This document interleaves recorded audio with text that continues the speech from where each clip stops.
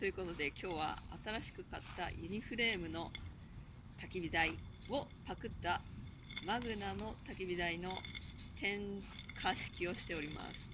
全国1億2000万人のやっチャンネルファンの皆様、今日もご視聴ありがとうございます。本日もよく燃えております。これから、ユニフレームのパクリではなくユニフレーム本家のケットルでラーメンを作っていきたいと思います。では早速やってますね。食べちゃいたいと思います。さようなら。